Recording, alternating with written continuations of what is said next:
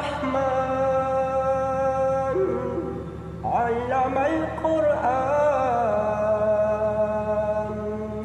خلق الإنسان.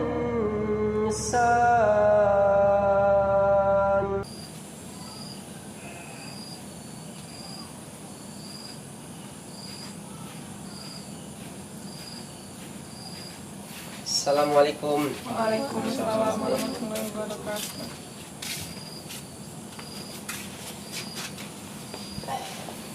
Alhamdulillah, ini malam ini rame nih ya. Iya, rame Pak Ustaz. Kayak udah janjian ya. Jumpa di depan tadi Ustaz. Iya. Jadi udah izin sama yang di depan tadi masuk mari ya. Udah Ustaz. Iya, makanya bisa jumpa ya. Iya. Oke. Jadi malam ini kita karena rame nih kita sharing-sharing aja. Kita membahas yang bermanfaat lah untuk kita dan saudara-saudara kita. Sebelumnya kita salam dulu buat teman-teman saudara kita. Assalamualaikum warahmatullahi wabarakatuh. Waalaikumsalam. Alhamdulillahirabbil alamin. Wa bihi nasta'inu ala umurid dunya waddin. Asyhadu an la ilaha illallah wahdahu la syarikalah wa asyhadu anna Muhammadan abduhu wa rasuluh la nabiyya ba'da. Qala Allah ta'ala fi kitabihil karim A'udzu billahi minasy syaithanir rajim. Bismillahirrahmanirrahim. Wal 'asri innal insana lafi khusrin illalladzina amanu wa 'amilus solihati wa tawasaw bil haqqi wa tawasaw bis sabr. Shadaqallahul azim wa shadaqa rasulul nabiyul karim wa nahnu ala dzalika minasy syahidin. Allahumma ja'alna min syuhada'il haqq al-qa'imina bil qist. Alhamdulillah kita bertemu lagi nih. Ini yang datang nih lebih rame nih ya. Masih mau bertanya-tanya juga nih ya. Iya. Kalau Aisyah sering deh. Biasanya Aisyah karena mengikuti konten yang ada ya. Iya benar Ustaz. Ya oke. Kira-kira nih apa nih pembahasan kita nih malam ini? Ada yang mau ditanyakan nih? Itu banyak Pak Ustaz. Banyak ya? Iya banyak. Bang Jamri baru 2 kali udah banyak yang mau ditanya ya. Iya. Siapa dulu nih? Ini kaum Hawa dulu atau kaum Adam nih? Kalau bisa Ustaz, ladies dulu lah. Oh, Ya, ladies. karena ladies itu and gentleman. Iya, ladies kok itu. Sorry. Oh, Ustaz. Iya. Semangat. Jadi gini, biasanya laki-laki ngalah sama wanita ya. Iya. Ya udah. Silakan, mana tahu ada yang mau ditanyakan. Mau siapa duluan nih? Ya mohon izin Ustaz, boleh saya dulu yang bertanya. Oh, silakan. Iya. Ya terima kasih sebelumnya buat para gentleman. Jadi pertanyaannya Abang-abang ganteng ya. Ini Bang Aden, Bang Jamri. Ini Ibu Maizura, biasa selalu berdua ya. Ini sama Aisyah. Ya silakan. Jadi dari video yang sebelumnya Ustaz, dari Canda 14. Oh, yang kemarin ya. Iya, di Canda 14 itu saya mendengar ceramah Ustadz menyatakan bahwasannya orang yang bertarekat itu dia mewakafkan harta, waktu, dan tenaganya yang diamanahkan Tuhan kepadanya, seperti itu. Nah, saya belum paham nih Ustadz mengenai kalimat itu. Daripada saya nanti menerjemahkan sendiri ya kan, jadi lebih baik saya tanyakan langsung aja sama Ustadz. Jadi poinnya kembali ke pertanyaan orang yang bertarekat itu ya. Iya.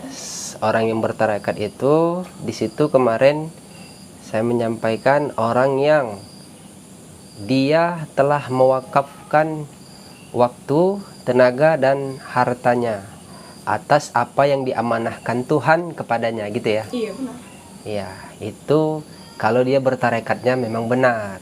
Karena di awal kemarin Bang Aden bertanya masalah tarekat. Jadi langsung saja, kenapa orang yang bertarekat itu dia orang yang mewakafkan gitu. Kata mewakafkan ini kan berarti ada yang dia berikan kepada siapa? Yang kalau dalam sandaran itu dia mewakafkan hartanya, dirinya dan tenaganya itu untuk yang diyakininya. Yang diyakininya siapa gitu. Kalau dia orang yang bertarekat, dia yang diyakininya itu adalah kepada Tuhan Allah itu tadi atas petunjuk dari pemimpinnya. Semakna kata itu dia meyakini apa yang disampaikan oleh pemimpinnya atau rasulnya gitu. Kan kemarin itu pembahasannya bahwa yang benar-benar bertarekat itu, kita ambil contoh garis besarnya, ya para pendahulu-pendahulu kita itu, ya para sahabat itu gitu. Mereka itu bertarekat kepada Nabi, mengambil wasilahnya untuk supaya mendekatkan diri kepada Allah gitu, kepada Tuhan Allah itu tadi gitu. Jadi yang diwakafkan waktunya, tenaganya, hartanya, iya, untuk mendukung perjalanan di masa kerasulan pemimpinnya itu tadi gitu. Makanya lah yang dibilang dia mewakafkan, artinya dalam bahasa yang mudah dimengerti, dia sudah memberikan, dia sudah lebih mengutamakan, dia lebih mengutamakan apa-apa yang diberikannya itu daripada kepentingan pribadinya.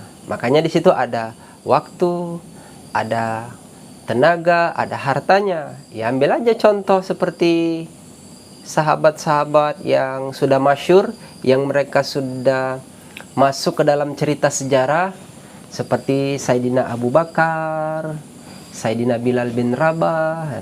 Sayyidina Abu Bakar itu banyak dia mewakafkan hartanya untuk mendukung masa kenabian Nabi Allah Muhammad SAW, karena mereka yakin.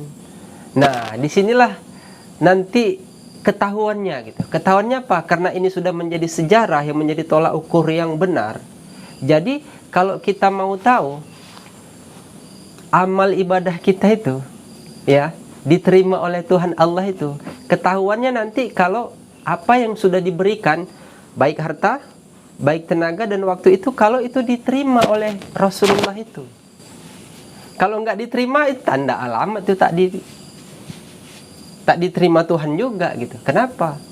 Karena Nabi Allahnya menolaknya gitu. Jadi tanda-tanda yang paling mutlak, ini kita cerita yang mutlak aja ya. Kalau untuk penjabarannya setelah itu nantilah masa itu.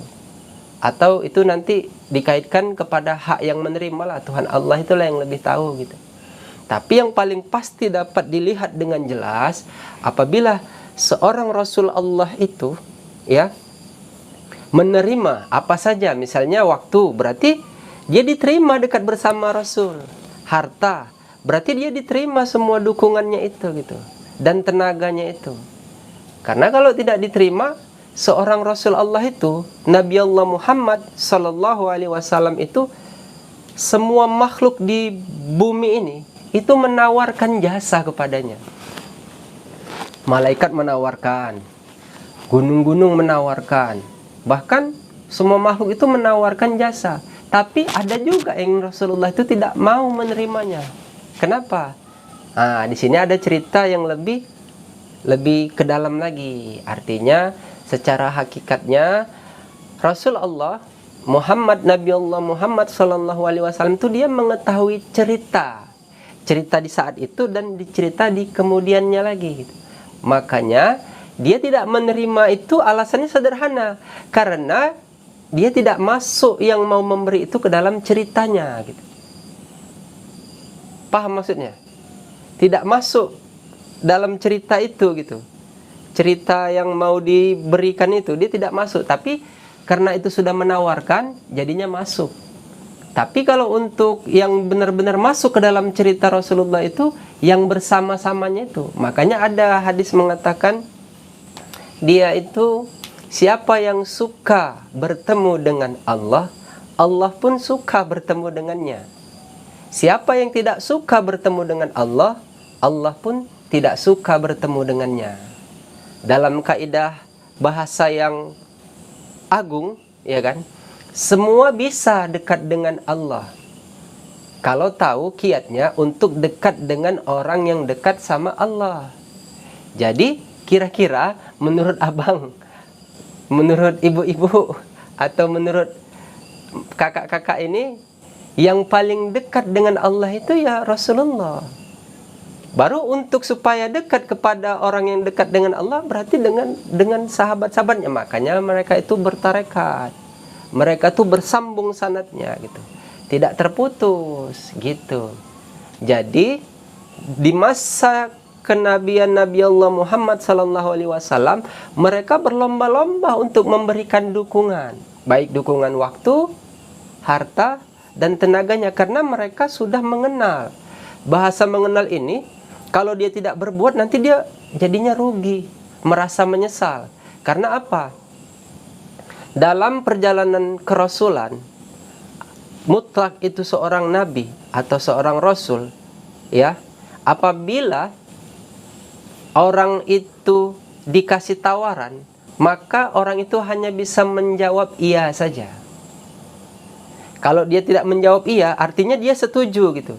Apapun bentuk tawaran itu, mau itu diajak katanya berjihad, mau katanya itu diajak bersedekah, mau katanya itu diajak beribadah, itu dia harus menjawab iya, na'am ya Rasulullah. Kenapa? Mereka nggak akan bilang, tapi ya Rasulullah, ini tanda-tanda orang yang dia tertinggal nanti. Karena kepada si yang mau diterima ini dia jawabannya dua, iya atau oh. Kenapa iya? Kalau iya dia mendengar, melihat, dan dia menjalaninya. Kalau dia tidak menjalani itu, maka dia akan menjadi orang yang merugi, tertinggal dia. Maka jawabannya bukan iya lagi, tapi oh, iyalah udah masuk dalam cerita sejarah. Paham ya Bang Aden ya? Begitu. Jadi kira-kira di saat sekarang ini, jadi orang kan semuanya banyak mau tahu, banyak mau mengerti, sampai ke tingkat banyak mau mengenal. Setelah udah tahu mau apa? Setelah udah mengerti mau apa? Pasti ujung-ujungnya mau kenal ujung-ujungnya. Kalau sudah kenal, terus mau ngapain? Pasti dituntut dengan yang tiga itu tadi. Makanya kalau udah kenal, apa udah siap? Misalnya saat sekarang ini, semua mau mencari sosok seorang Al-Mahdi alaihissalam, Imam Mahdi atau Mahdi alaihissalam. Kalau sudah tahu, sudah kenal, kalau dia tidak seperti yang dibilangkan itu, dia siap membagi waktunya, membagi dukungannya, menyiapkan jiwa raganya untuk mendukung saja, itu sudah paten sekali tuh. Nanti udah kenal malah menjauhi. Inilah orang, tanda-tanda orang yang merugi dia. Gitu. Makanya bukan main-main bahasa bertarekat itu gitu. Karena dia berkaitan dengan perbuatan juga. Karena tidak diukur, kalau amal ibadah itu kan untuk dirinya sendiri. Tapi kalau dia sudah kata menghujudkan cerita yang mau dijalani di masa itu, kan dia berkaitan dengan masa ya kan. Yes. Nah itu dia harus menghujudkan cerita itu tadi. Kenapa? Karena ke cerita kerasulan itu ada tertulis gitu. Jadi berusahalah orang-orang yang mau bertarekat itu, dia mau masuk ke dalam cerita itu gitu, supaya dia pun kelak akan menjadi cerita sejarah setelahnya lagi gitu. Kalau tidak, ini semua mau diterima. Apa yang mau diterima? Diberikan aja pun belum. Kadang-kadang yang sudah mau memberi saja belum tentu diterima. Kenapa ada bahasa seperti itu? Iya, itu pasti Rasulullah itu yang tahu. Kenapa? Ada orang memberi atau mau membagi atau mau mendukung karena dia punya kepentingan bahasanya. Itulah dia. Kepentingan pribadi, Ustaz. Iya, kepentingan pribadi itu. Jadi kita harus benar-benar fokus. Kita benar-benar harus meridhoi, harus benar-benar yakin. Karena orang yang dapat bercerita itu, Dia orang yang bertemu, meyakini dan dia berjalan bersama orang yang dikenal itu. Sebagaimana para sahabat Rasulullah, Nabi Muhammad SAW bersama para sahabatnya itu kan mereka sudah kenal, sudah berjumpa dan meyakini mereka berjalan. Bisalah mereka bercerita. Makanya nanti riwayat hadis itu ketahuan dia dari siapa, karena dia bertemu. Saat sekarang ini kan pada umumnya kan orang taunya itu cakap Rasul tuh nanti masuk ke dalam cerita hadis. Misalnya diriwayatkan oleh sahabat anu, sahabat A, B, C, D. Makanya nanti bunyi hadisnya itu misalnya dari sahabat Anas gitu kan. An Anas radhiyallahu anhu qala gitu dia. Atau an Abi Hurairah radhiyallahu anhu qala gitu, dan seterusnya. Semua para sahabat itu mewarisi apa-apa yang ada pada Nabi, selama mereka meluangkan, memberi dukungan waktu, tenaga dan hartanya itu. Bisalah mereka bercerita karena mereka kenal. Itulah orang-orang yang benar-benar dia bertarekat gitu. Jadi kalau sekedar mengamalkan amalan tarekat seperti pertanyaan Bang Baim itu, belum tentu mereka mengenal. Mungkin mereka hanya berjumpa kepada orang yang pernah berjumpa. Tapi itu pun sudah dikatakan orang yang beriman. Gitu dia. Gimana? Bang Jamri paham lah ya apa yang dipahami? Ngerti? Apa ada lagi yang gimana kira-kira Bu? Bisa dimengerti gitu? Bisa, sudah mengerti. Mengerti? Iya, nanti kita harus rela berkorban gitu kan, Ustaz. Iyalah, itu bahasa yang paling mudah dimengerti. Apa yang mau dikorbankan? Ya tadi harta. 3, ya itu tadi hartanya, waktunya dan tenaganya. Padahal begini dia bahasanya. Waktu itu kan bukan milik kita. Waktu itu milik siapa? Milik Allah. Milik Tuhan itu tadi. Sedangkan waktu itu bukan milik kita, kita sudah menyadari itu. Kenapa kita tidak mau membaginya? Bagaimana kalau waktu itu milik kita, sedangkan bukan milik kita aja kita nggak mau membaginya, apalagi waktu itu milik kita? Udahlah. Makanya itu tadi ayat yang saya baca itu wal asri. Demi masa, manusia itu dalam keadaan merugi gitu. Masa yang mana gitu? Masa yang mana ini sekarang? Ya masa semasa hidup dia bersama masa siapa gitu. Kalau dia tidak sampai kepada tingkat itu, ya tahu sendirilah jawabannya gitu. Gitu ya. Mengerti ya, Bu ya? Alhamdulillah. Gimana? Aisyah. Ini Aisyah ini orang akademis nih. Dia mahasiswi yang kalau saya bilang bahasanya itu intelek, dia bisa memantau atau memperhatikan ya bahasa-bahasa saya selama saya membuat konten. Ini pasti ada yang mau bertanya lagi nih. Pasti bersambung nih pertanyaannya nih. Iya, ada yang mau saya tanyakan lagi Ustaz terkait Iya. bid'ah. Nah, ini udah di luar dari ini ya. Perkara apa tadi? bid'ah. Oh iya bid'ah ya. Ya udah nggak apa-apa, silakan. Izin ya Ustaz. Iya, iya. Jadi kan seringkali tuh di antara perdebatan di masyarakat, nah ini nggak boleh, bid'ah tuh nggak boleh begini, nggak boleh begini.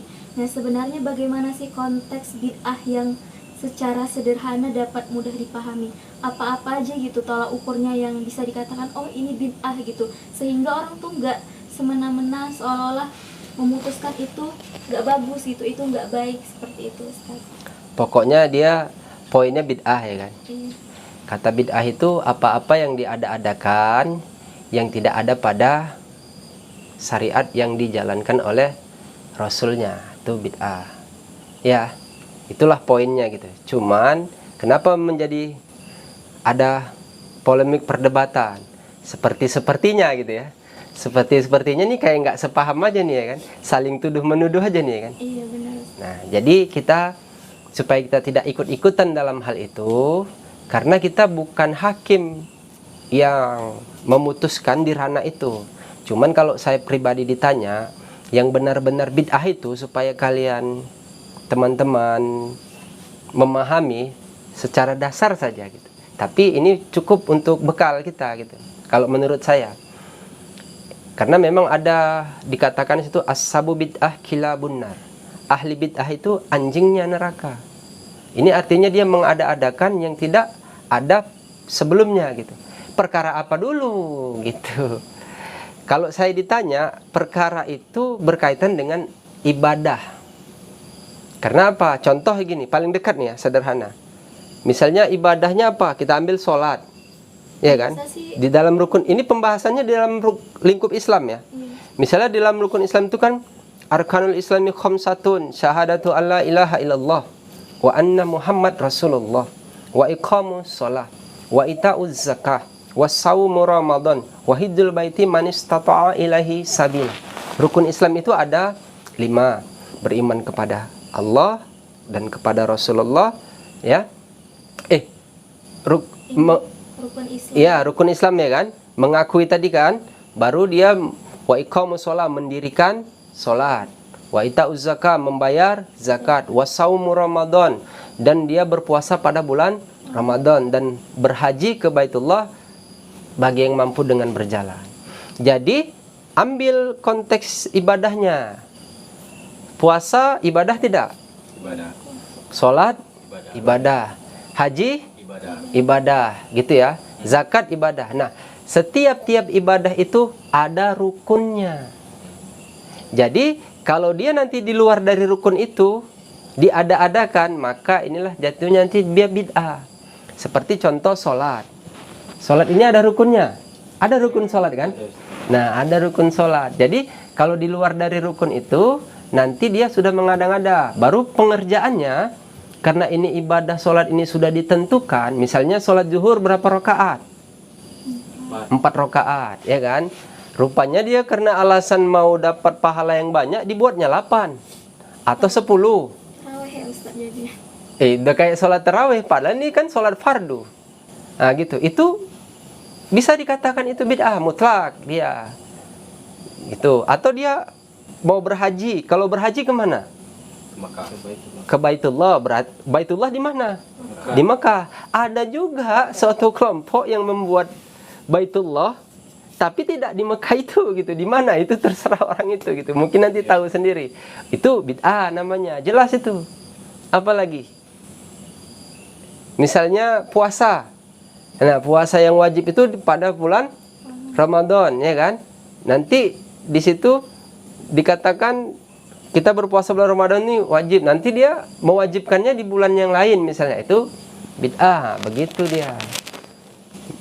Paham maksudnya? Ini maksud Aisyah yang seperti apa pembahasannya di luar gitu. Yang suka menjadi polemik. Kalau garis besar bid'ah itu apa yang tidak ada dalilnya dari Nabi, itu memang itu bid'ah. Tapi jangan dikatakan misalnya gini, yang tidak ada pada Nabi itu bid'ah. Oh, tidak bisa seperti itu juga. Ingat, dia yang berkaitan dengan ibadah ya. Iya Ustaz.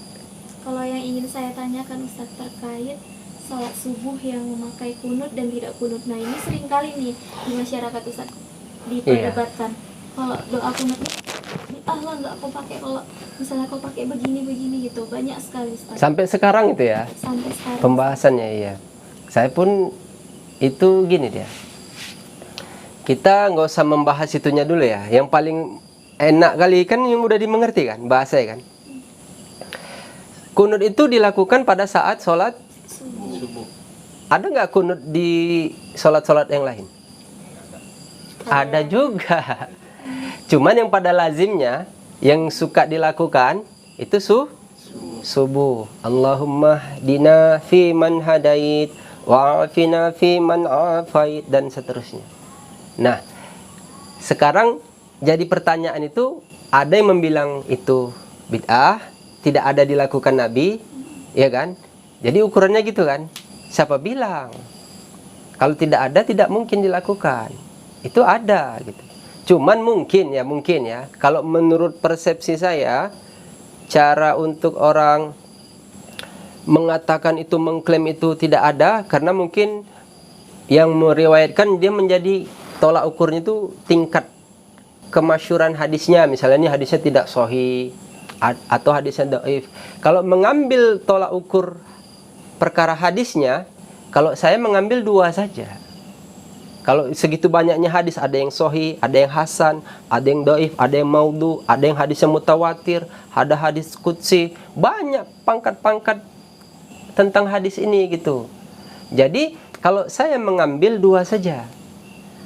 Kalau hadis, satu lagi bukan hadis. Udah gitu aja.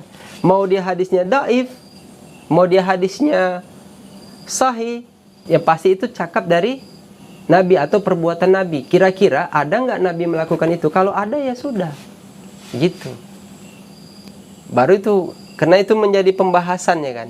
Baru tanya aja sama orang yang, kalau secara konteksnya perbuatannya gini, kan bisa saja ya. Kalau saya bilang itu tidak bisa dihukum masalah benar salahnya, itu ketentuannya memang sudah ada gitu. Adanya itu contohnya begini. Ada sahabat Nabi, dikala misalnya Nabi diangkat kerasulannya, kenabiannya usianya 40 tahun gitu. Pada usia 40 sampai 50 lah misalnya, atau sampai 60 gitu ya, tidak melakukan. Semisal ini ya, saya tidak kali membahas tentang ini, semisalnya sampai 60. Nah, sementara usia Nabi 63 tahun wafat, kan bisa di akhir-akhirnya itu dia melakukan. Kalau di awal dia tidak melakukan, lalu sahabat yang bertemu dengan Rasulullah Muhammad SAW, lalu dia pergi meninggalkan Nabi, menyebarkan Islam ke negara-negara lain. Terus dia menyebarkan itu, melakukan sholat subuhnya tidak pakai. Apa dia salah? Kan timbul pertanyaan. Tidak. Artinya dia tidak mendapatkan ilmu cara dia melakukan kunut itu tadi. Sedangkan orang yang sampai akhir hayat Nabi, sampai Nabi wafat, yang sholat bersama Nabi, kan ada yang pernah mendapati itu gitu. Jadi poin pertanyaannya begini saja. Kalau dibahas tentang perkara sholat dan dikaitkan dengan kunut, ya tanya saja sama orang itu, kira-kira gitu, kita sholat berjamaah itu mengikut siapa? Kalau sholat berjamaah kita ngikut siapa? Imam. Berarti makmum ikut imam. Kalau imamnya kunut aja. Kalau imamnya nggak kunut berarti. Udah gitu aja simpelnya. Kalau masalah pemahaman, lihat kemana dia takliknya. Taklik itu dia mengikut kepada siapa yang dia yakini. Ulama yang mewariskan sejarah itu, hikayat itu, atau tentang pembahasan hadis itu. Kalau di awal itu, kalau di masa Imam Mujtahid Mutlak, seperti Imam Asy-Syafi'i dan Imam Ahmad bin Hambal atau Imam Hambali, kedua-dua ini guru dan murid. Dan mereka itu tidak mempermasalahkan itu, karena mereka sama-sama tahu, sama-sama berilmu. Masalah mengambil siapa lebih utama saja gitu. Ijtihad di dalam suatu urusan yang dilakukan oleh ulama itu, apabila dia benar, dia mendapat 2 ganjaran. Apabila dia salah, tidak gitu kan, dia mendapat 1 ganjaran. Tetap diganjar. Diganjar apa? Diganjar kebaikan. Karena dia melakukan itu tidak untuk nafsu atau kepentingan kelompoknya gitu. Jadi dia begitu perkara kunut. Jadi kalau misalnya dia taklik kepada imam yang A misalnya, enggak, ya udah, enggak usah dipermasalahkan, kan kau udah taklik, ya fair aja lah dengan imam yang kau taklikkan, yang kau ikuti. Yang satu pakai, udah, enggak usah diperdebatkan gitu. Perkara ibadah. Yang penting dia melakukan sholatnya itu tadi tuh, supaya dia tidak menjadi bid'ah. Jangan melakukan sholat subuhnya 3 rakaat atau 4 rakaat. Sholat subuh berapa rakaat Bang Jamri? 2 ya. Yaudah. Bang Jamri pakai kunut. Tergantung sih Ustaz. Kalau nengok imamnya juga, kalau imamnya nggak pakai. Ini ciri-ciri anak soleh nih. Kalau dia bahasa gitu jawabnya, berarti dia sholatnya selalu di masjid subuhnya. Ini pintar ini. Oke, baik. Bang Baim pakai Ustaz. Pakai. Kebetulan daerah saya pakai kunut. Pakai ya. Oh. Karena kan tadi kan Pak Ustaz bilang kan tergantung imamnya Pak Ustaz ya. Kan? Iya. Mungkin kan kalau imam, Dia baru 2 kali bertemu jadi pintar deh ya. Iya, oke. Jadi udah paham ya? Sudah Ustaz, alhamdulillah. Ingat, kalau perkara yang dia hukumnya itu ibadah, setiap ibadah itu ada rukunnya, ada syarat yang mengesahkannya. Kalau di luar dari itu bisa jadi jatuhnya bid'ah. Tapi kalau misalnya dengan keadaan yang sekarang ini, yang dia di luar dari ibadah, ya semuanya udah tak kayak mana-mana ini. Dari berpakaian kita, dari muamalah kita sehari-hari, dari kita bersosialisasi, udah tidak sama itu kalau mau disama-samakan. Misalnya semua yang datang dari Nabi, oh nggak bisa juga begitu. Tapi yang pasti yang dia tidak ada dalilnya, nah, gitu dia. Dikaitkan dengan ibadah ya. Nah gitu aja, simple aja ya. Nggak usah apa lagi di masyarakat itu memang begitu. Namanya dia kan keseimbangan. Ada yang suka, ada yang enggak. Udah gitu aja. Gimana Bang Aden? Ini Bang Aden ini udah 2 kali nih. Kalau Aisyah sering nih. Bang Aden nih pasangannya Bang Jamri. Ada yang Bang Aden masih penasaran? Ada Ustaz. Makanya datang kemari ya. Samar-samar itu kan.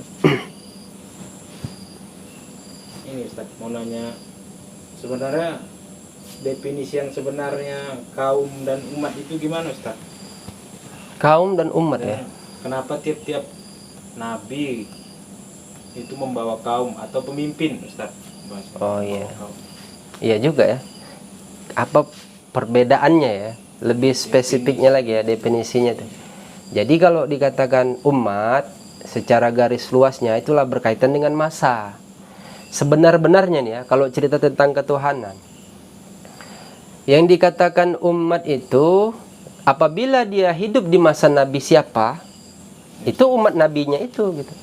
Sebenarnya baru kenapa ada kaum lagi gitu. Nah, ya, itu yang menjadi pertanyaan Ustaz.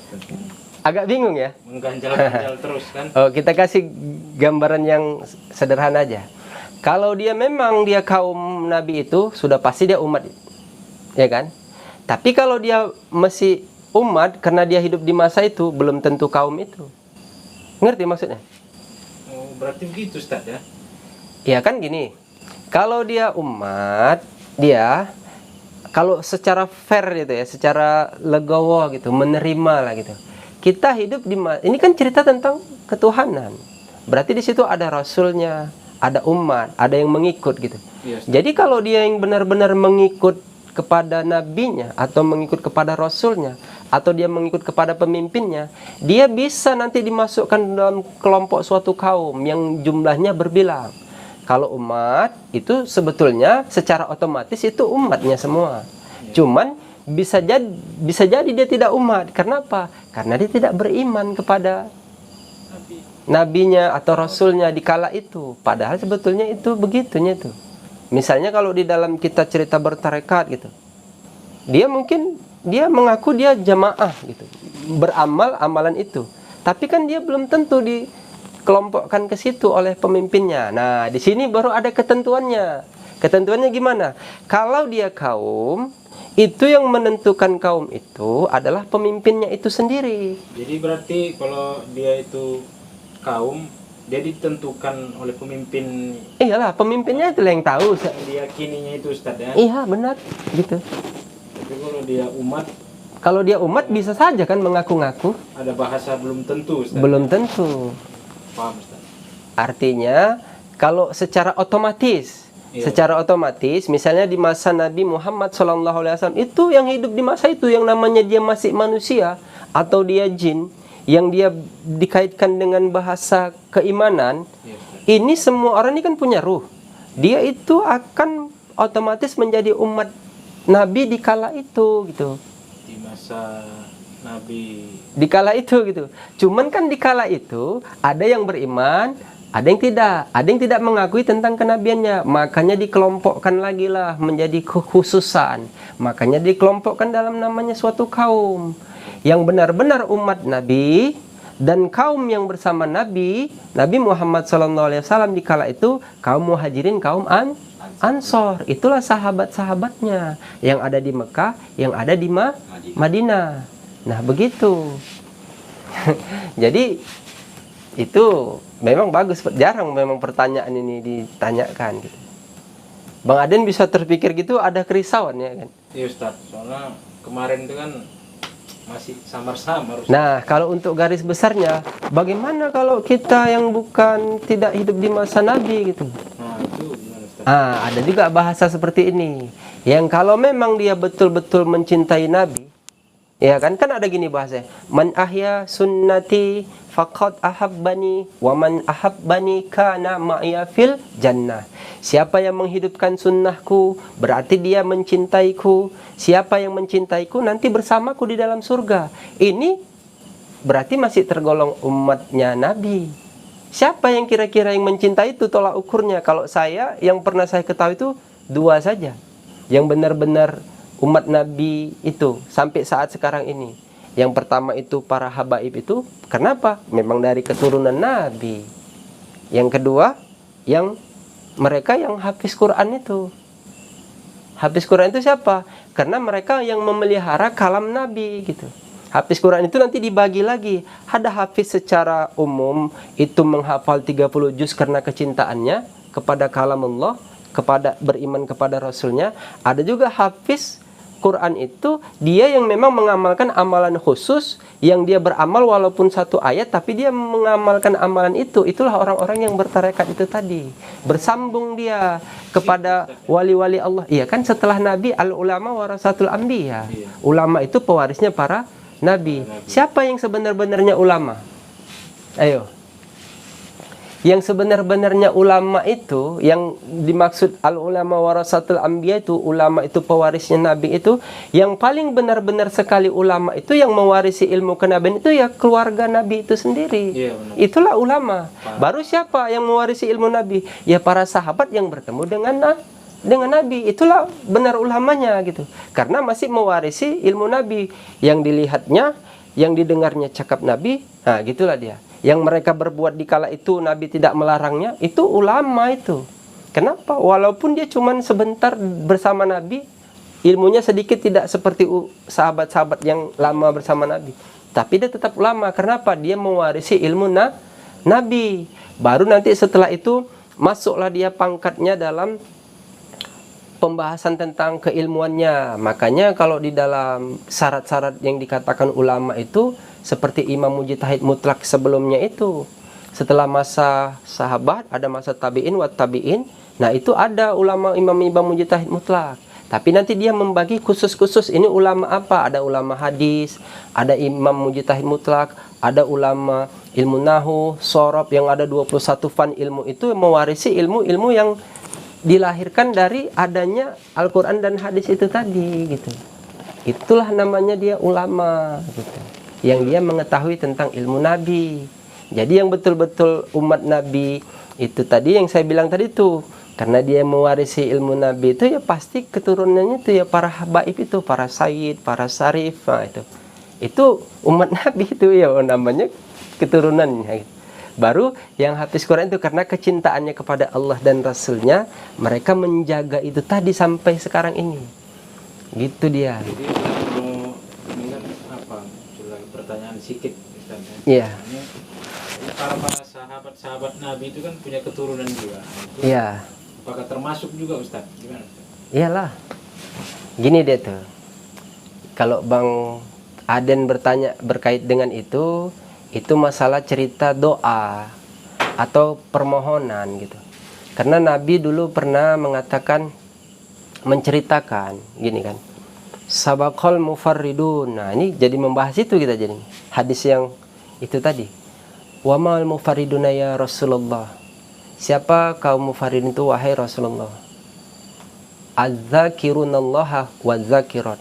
Mereka itu laki-laki dan perempuan yang banyak berzikir menyebut nama Allah. Di hadis yang lain, sabaqal mufaridun gitu kan. Kaum mufaridun telah mendahului kita, lihatlah bukit Jumdan katanya. Kaum mufaridun telah melintasinya gitu. Artinya kaum yang dibilangkan itu kan tadi tanya kaum ya. Iya. Artinya dia memang dikhususkan sudah, bukan umat di situ dikatakan. Kalau kata umat di situ tadi seperti Rasulullah mau wafat, ummati. Ini umat yang mana dulu? Nanti ditanya ini kaum yang mana dulu gitu. Jadi dikhususkan, sebetulnya ada kaitannya tuh ummati dengan kata sabaqal mufaridun itu tadi. Karena apa? Kata sabikun itu mereka yang terdahulu beriman. Seperti di surat Al-Waqiah. Di situ kan was-sabiquna sabiqun. As-sabiquna awalun, siapa mereka? Kan udah saya terangkan di konten sebelumnya. As-sabiquna awalun, mereka yang terdahulu beriman itu adalah Nabi dan para sahabatnya. As-sabiquna akhirun, itu pasti dia dari turunan yang sama itu juga. Makanya itu. Maksud saya Ustaz. Jadi Itu. pemimpin di kala itu nanti itu pasti keturunan Rasulullah juga. Pemimpin kaum Mufaridin itu tadi, ya pasti itu. Yang mengikutnya bisa jadi itu keturunan dari sahabat itu juga. Makanya ada lagi, ini udah berkaitan cerita ruh. Kenapa dibilang begitu? Iya, ruh mereka itu laksana tentara yang tersusun. Apabila mereka bertemu saling menerima, mereka akan bersatu. Apabila mereka bertemu saling mengingkari, mereka akan berpisah. Artinya ini ada ketentuan yang ditetapkan di situ. Kenapa bukti itu ditetapkan? Karena Nabi sudah menceritakan. Menceritakan maksudnya gitu, jasadnya belum ada, Iya Ustaz. tapi sudah diceritakan. Dalam hadis. Gitu. Kaum Faridun Ustaz ya. Iya, jadi dia begitu dia. Jadi sudah mengerti tuh masalah umat sama kaum. Kalau umat sudah pasti sebetulnya secara otomatis itu umatnya itu. Cuman mereka tidak mengakui tentang kerasulan itu tadi, tidak mengakui Tuhan Allah itu tadi, maka mereka keluarlah dari itu. Makanya dia menutup, makanya dia bilang dia kafir.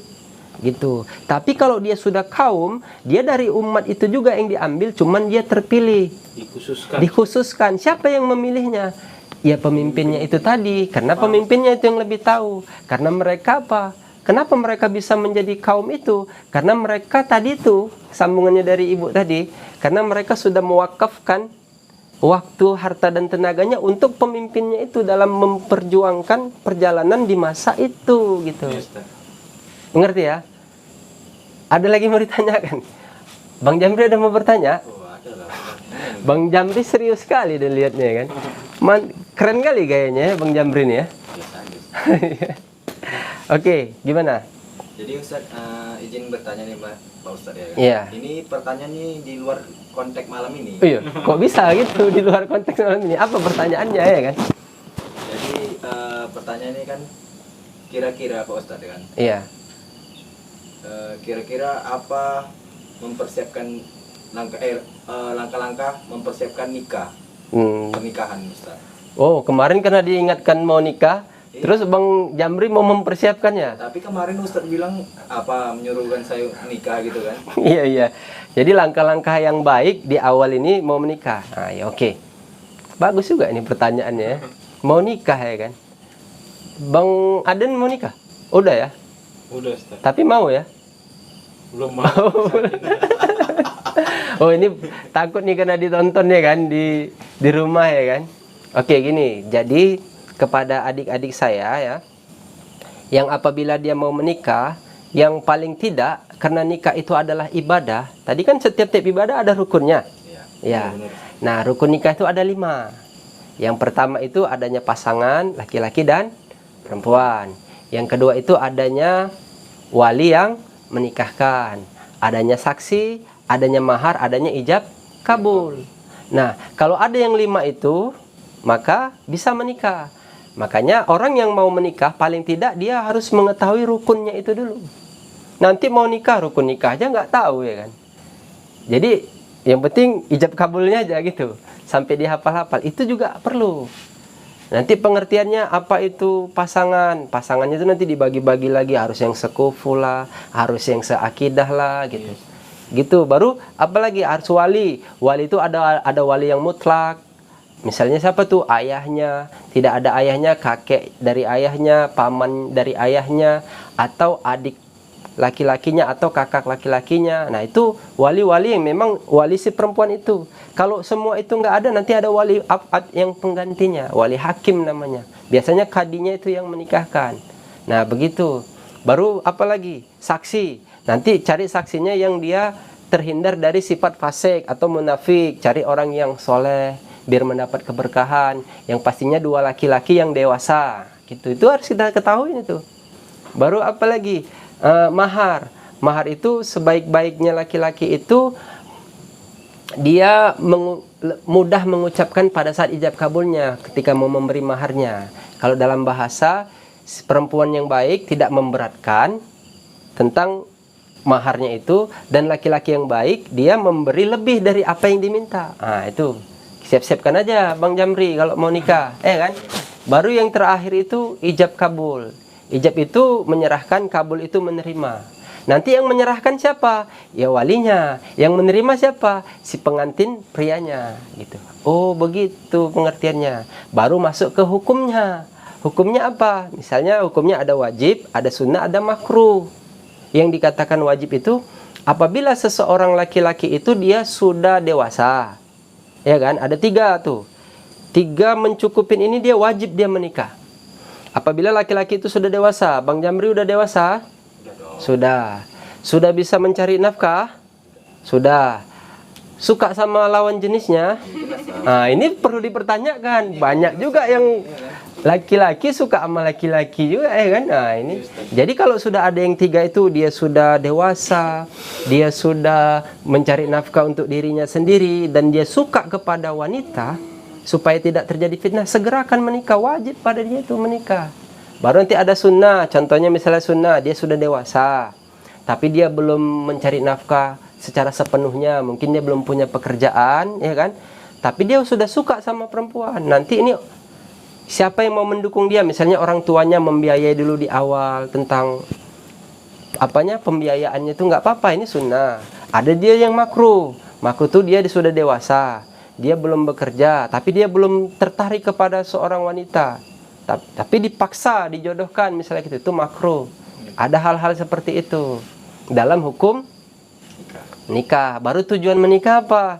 Tujuan menikah itu perintah Allah, sunnah Rasulullah, untuk memperbanyak keturunan, untuk terhindar dari fitnah, untuk supaya penyempurnaan ibadah. Oh, banyak itu hikayat-hikayat cerita tentang menikah. Biasanya kalau sudah diceritakan ini nggak lama nikah nih, ya kan? Paham ya Bang Jamri ya?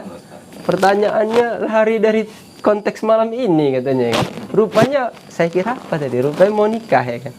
Udah ada calonnya, nanti jangan calonnya belum lahir lagi jodohnya. Udah ada? Udah lah ya? Oh, udah ada ya, syukurlah kalau udah ada. Baik-baik aja. Sebaik-baik menikah itu dia tidak memberatkan, tapi yakin aja bahwa rezeki itu tetap ada. Kalau menikah itu justru nanti rezekinya bertambah. Oke? Ada lagi yang mau ditanyakan? Satu lagi kira-kira siapa? Ada banyak sebenarnya mau ditanya. Oh, banyak ya. Oke lah kalau begitu. Jadi kita sudah dapat poin tadi, masalah bertarekat, masalah bid'ah, masalah umat dan kaum, masalah pernikahan. Malam ini mungkin itu saja. Mungkin apa-apa yang disampaikan ini bermanfaat buat kita. Kalau pesan saya itu di akhir-akhir zaman saat sekarang ini, banyak-banyaklah berbaik sangka, ya. Banyak-banyak bermohon kepada Tuhan Allah agar kita tergolong kepada hamba-hambanya yang dirahmatinya. Itu hindari perdebatan, cerita tentang bid'ah tadi, ya kan? Iya, Ustaz. Jadi kalau masalah bertarekat tadi itu perkara yang penting kalau menurut saya. Jadi memang harus dicari jalannya itu. Kenapa? Yang terakhir itu nanti yang kita tuju itu adalah sosok seorang pemimpin akhir zaman, Al-Mahdi, Imam Mahdi, Mahdi alaihissalam, itu yang menjadi tolak ukur kita yang harus mengupayakan bisa dapat bertemu dan mengenalnya. Agar kita bisa mendapat kesempatan mewakafkan waktu, harta dan tenaga kita tadi itu. Seperti leluhur-leluhur kita di awal, para sahabat-sahabat Nabi yang mereka sudah sepenuh jiwa raganya sampai bahkan menumpahkan darah untuk mendukung tentang kerasulan Nabi Allah Muhammad SAW atas keyakinan kepada Tuhan Allah. Mungkin itu saja. Tidak ada lagi. Billahi taufiq wal hidayah. Assalamualaikum warahmatullahi wabarakatuh.